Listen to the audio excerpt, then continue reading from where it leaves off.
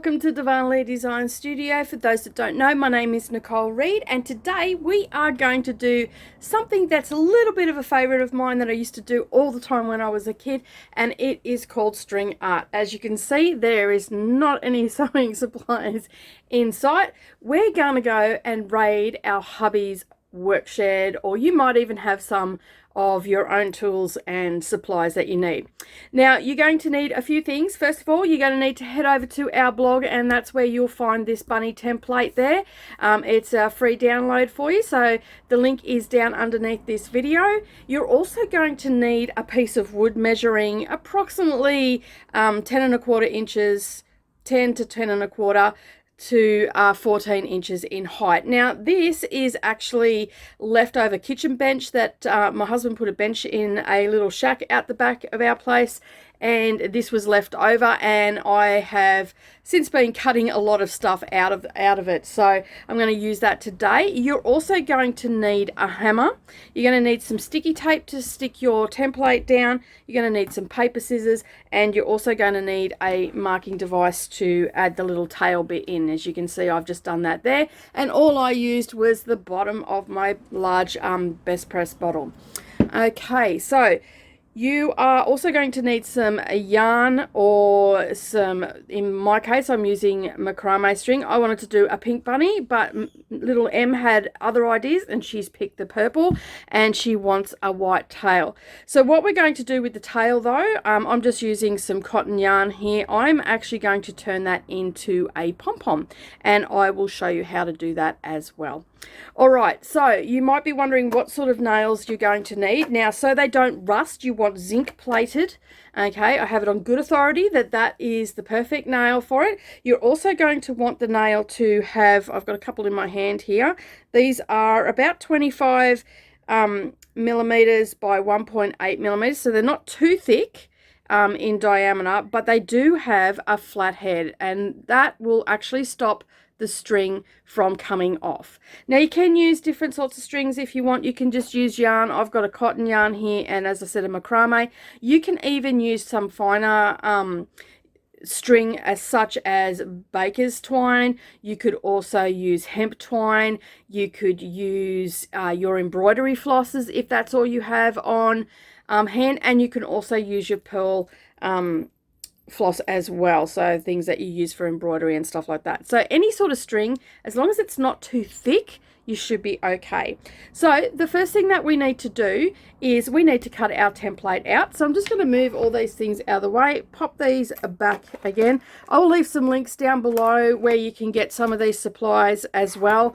I'll do my best to find them just to make the shopping easier for you, and yeah, and that way you can give this a go. And you don't have to necessarily do an Easter bunny if you don't want to. So all you're going to do is you're going to cut out your template.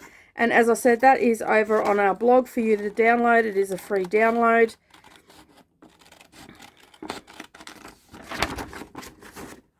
And all you're going to do is follow those lines. Okay, now you also need to cut out this circle as well.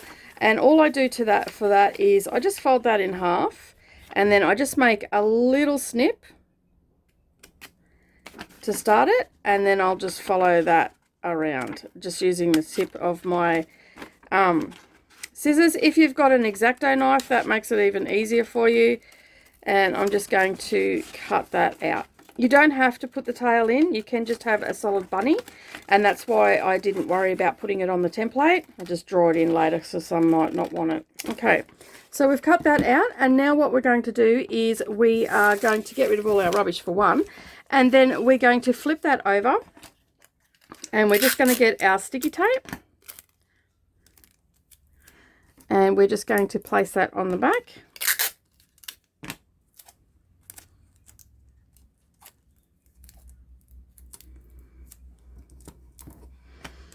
And this will just help our template not move when we're hammering in our nails.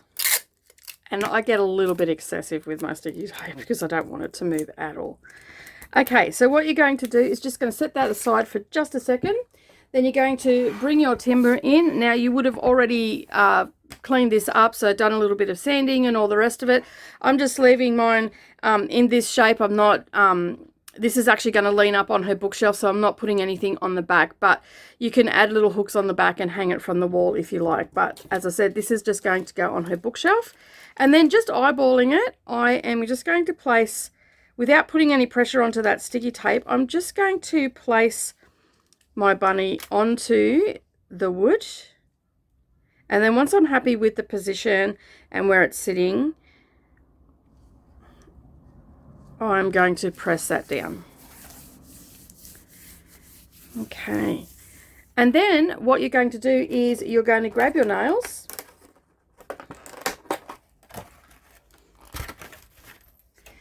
and your hammer, and you're just going to start anywhere, and you're just going to tap them in. Being careful not to get yourself. Now you don't want to go too far down, you just want them to be nice and stable. And you can see there that that's not going anywhere, okay? And then what you're going to do is you're going to go all the way around your template, butting your nail up against that paper template. I usually just put my thumb there and then place the nail onto my thumb, just like so. Okay, so as I'm going along, I'm just holding the nail, my thumb is on this nail, and then I know that that nail is going to be evenly spaced all the way around.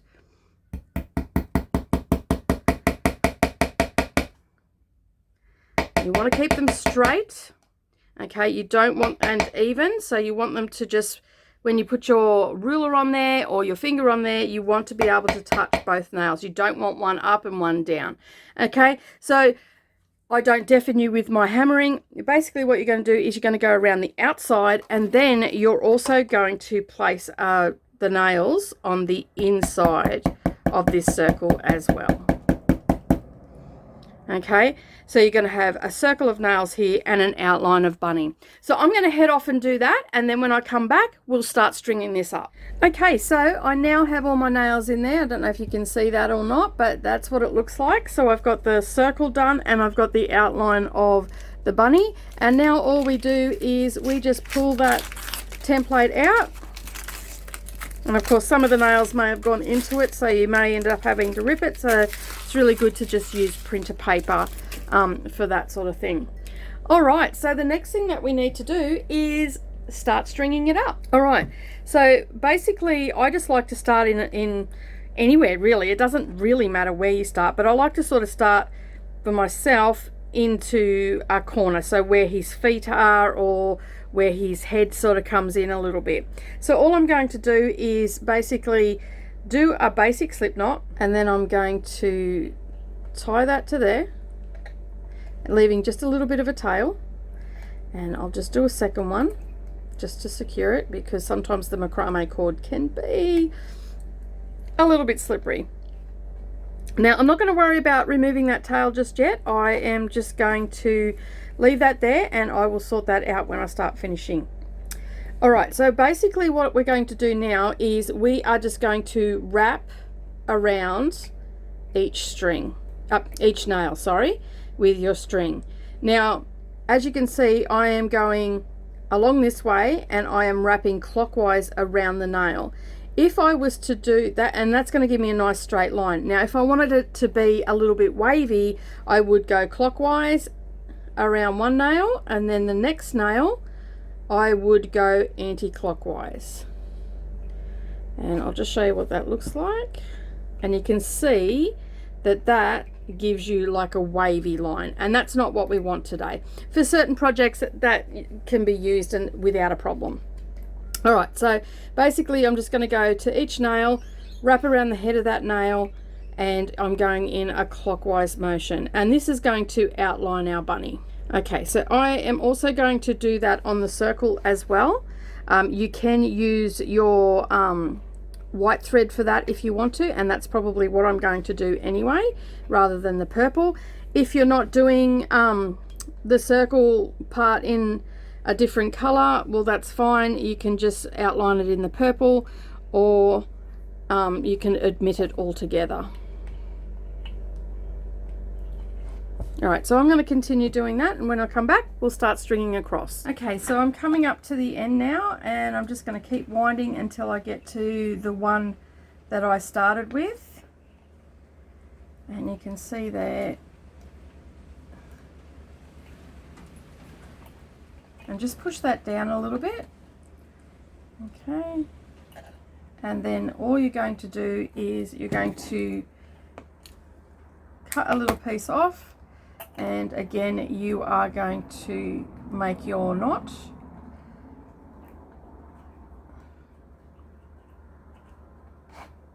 And I will just pull that tight, and then I'll go around again and create that knot. All right, so now I can start pushing that down slightly, and I just use the edge of my scissors for that because I can get between the nails. So you can see there, and now I can cut these off and just disguise them, being careful not to cut the bit that I just wrapped around.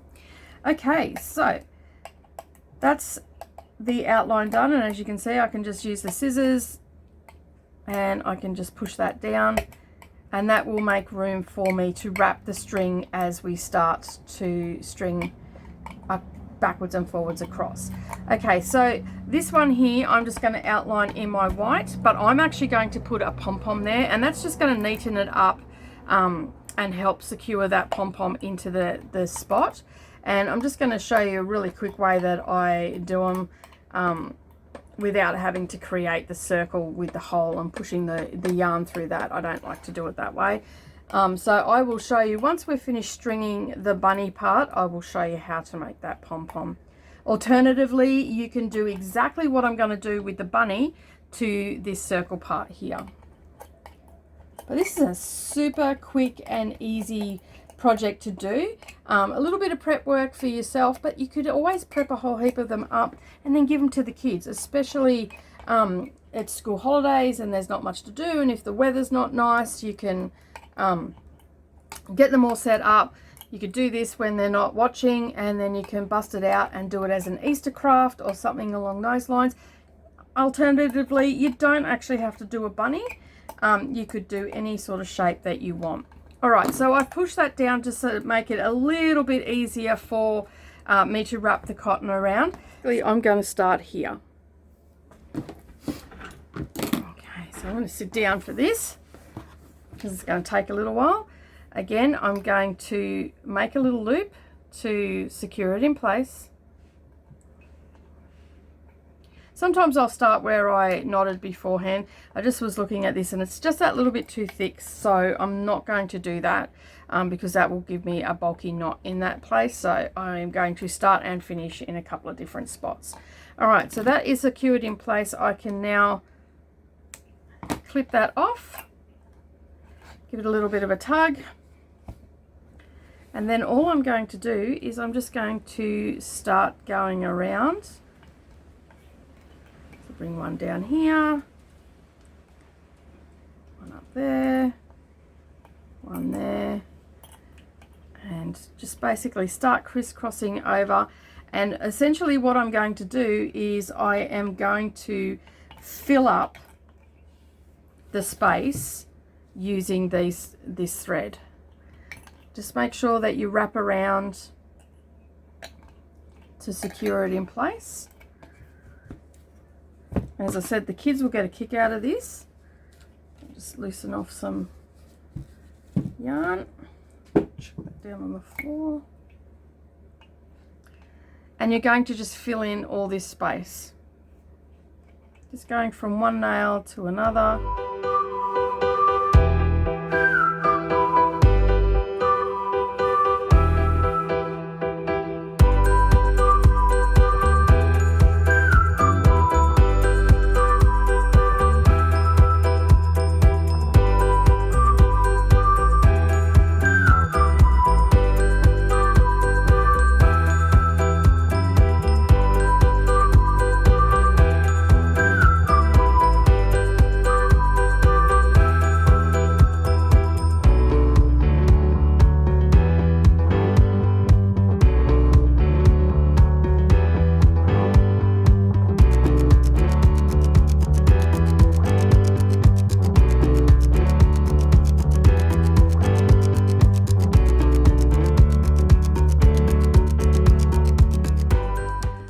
Okay, so I've filled all that in now and I'm pretty happy with how it's looking, and now I've just trimmed that off and I'm going to end it off.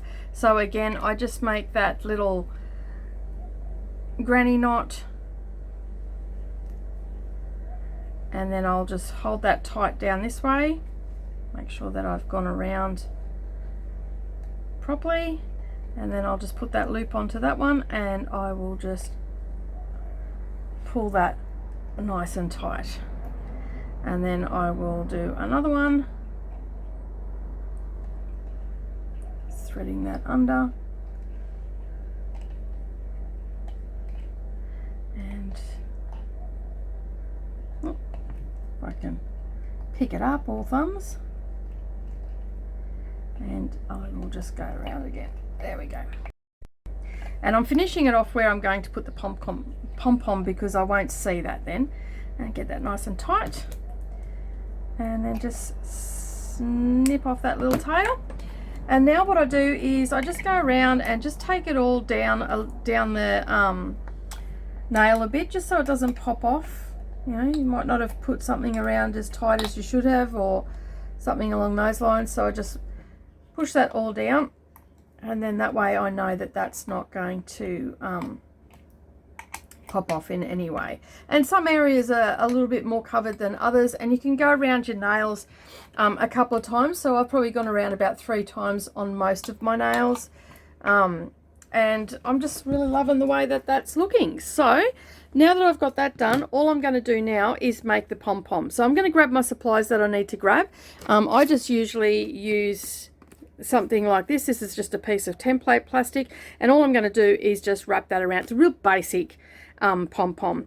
So this one is about 3 inches wide, and that will be sufficient for this. And I'm just going to wrap that around as many times as I can, and that will give me a nice little fluffy pom-pom. So just to start that, all I do is I just hold it with my thumb and I just start wrapping. And I might wrap this 100 times, 50 times, just depending on what size I want it to be. So that's all I do, is I just keep wrapping as if I'm transferring it to a floss card or something like that. And I don't do it super tight, I just do it nice and loose because I've got to get the scissors underneath there to cut that. Alright, so I'm going to continue doing that and then I will show you how to cut it. Okay, so I've wound that on, and what I'm going to do is I'm just going to cut this off just there, and then I'm going to thread that through while it's still on the plastic. And I'm going to bring that around a couple of times, and I'm going to do the same on the other side as well. And I will just slip that under, and that will create just a little knot for me. So I'll just slip that under, and now I'm just going to pull that tight. So you can see it's just drawing that in, and then I will just leave my thumb there and feed that back through underneath.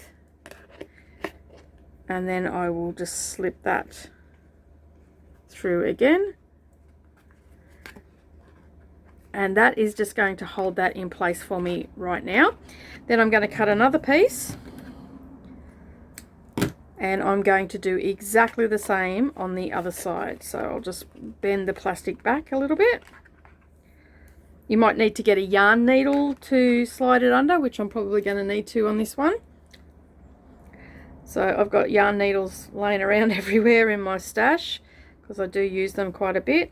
And then I can just slide that, pushing it hard up against the template plastic, and I can just slide that through, making sure that I'm going along the template plastic. And you might have to just wiggle your finger under there to get it under. There we go. I'll bring that through. Take the yarn needle off, and then again I'm going to tie that off. Okay. Alright, so that's just going to hold it all in place for me. And now what I'm going to do is I'm going to snip along this edge here and along this edge here. Doesn't have to be perfect, just get it under there and snip away. Now before I move it, I just want to, not quite,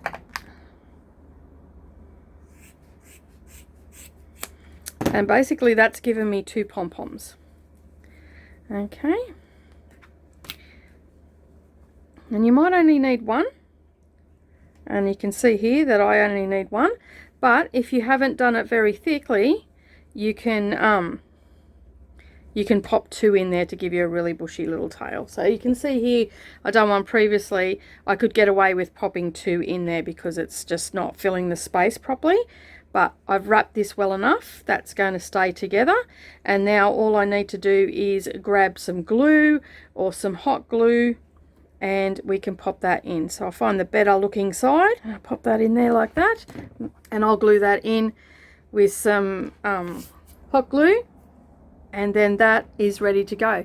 But that is how you make your string art bunny. And as I said, I'm just going to sit this up on a shelf, on her bookshelf, and so she can admire that. She picked the colors herself, so it's definitely something that she's going to like. And she's come out a couple of times while I've been doing it and making sure that I kept doing the colors.